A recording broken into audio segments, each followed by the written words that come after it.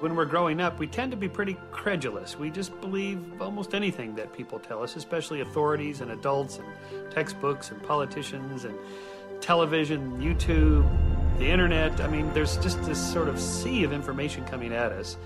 And how can you tell the difference between, it's right or it's wrong? How do you know?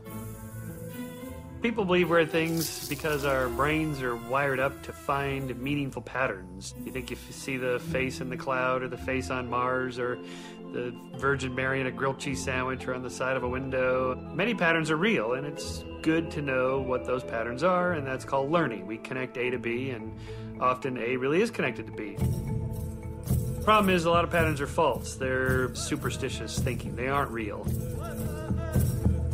Well, I'm often asked when I give talks, why should we believe you skeptics? And my answer is, you shouldn't. You shouldn't believe anybody based on authority or whatever position they might have. You should check it out yourself. And we call this generally our baloney detection kit, sort of inspired by Carl Sagan's idea that there's a lot of baloney out there and we need a kit to detect it. And that kit is called science, and that's what science does best.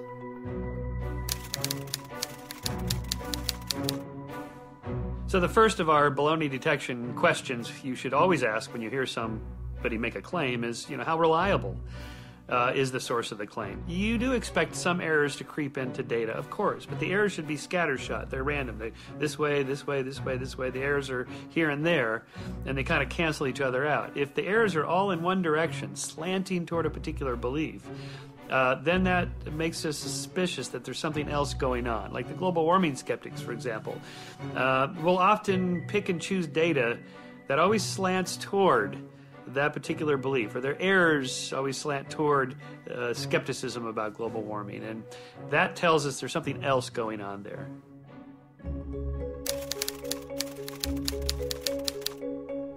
So a second question to ask is, does the source often make similar type claims? For example, New Age people, the people that believe in spirituality and ghosts and haunted houses and UFOs and all this, they believe the whole thing. They tend to be more susceptible to magical thinking, or maybe they're heretics just for the sake of heresy. Rather than following the data to see if that is a heretical idea that's going to overturn the mainstream, maybe. Usually that doesn't happen, though. The point here is you want to have a mind open enough to accept radical new ideas, but not so open that your brains fall out.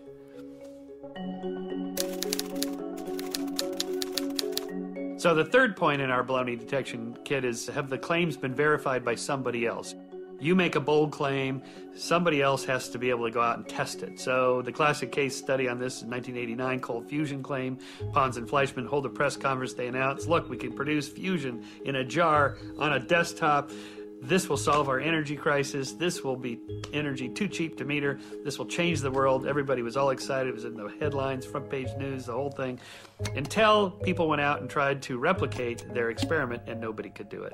So that told us right away, okay, there's something else going on here. It's a byproduct or an artifact.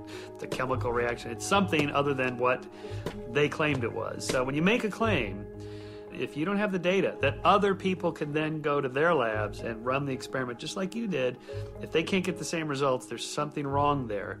And in science, we require that. So our fourth point in our baloney detection kit is to ask, does this really fit with the way the world works? When you get one of those emails about the Nigerian, inheritance of $20 million, if you'll just send your money to them and then they'll send you the big pile of money, really, come on, is that really the way the world works? I mean, a pile of money for nothing? Probably not. For example, in archaeology, we often hear about, the pyramids, the mystery of the pyramids. Who built the pyramids?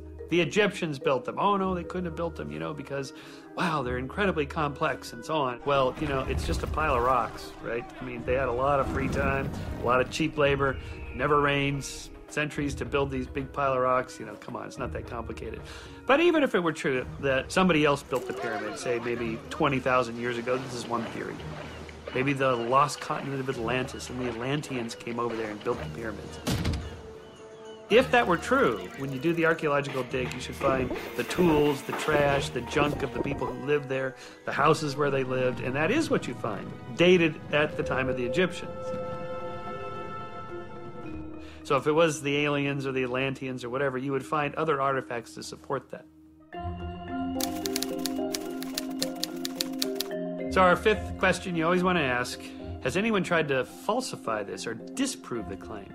In other words, it's one thing to pile up a bunch of evidence, go, look, I have this radical new idea, here's my arguments in support of it. Okay, interesting, but what are the counter-arguments? Have you thought about that? Have you thought, what else could be explaining this?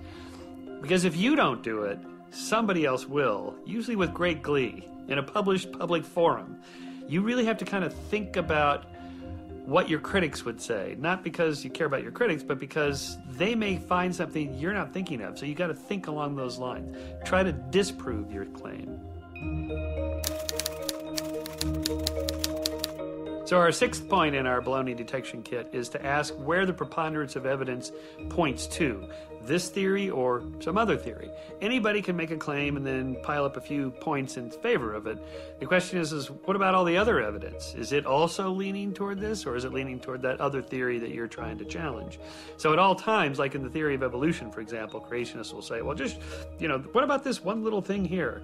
Well, okay, maybe there's a few gaps, or we can't explain this or that. But what about the 10,000 other pieces of evidence that are explained by the theory of evolution? How would you explain those with your other theory? In a way, science is a little bit like solving a crime. The guy never confesses, right? So you have to piece together the evidence that's available. And is it this guy, or is it that guy, or did this happen or that happen? And the way criminologists work is they try to kind of look at the mass of data and go, you know what? It's all kind of pointing that guy did it. And let's see if we can build our case. And that's a little bit how scientists work. There's always other ideas. The question is, what's the one that the preponderance of evidence points to?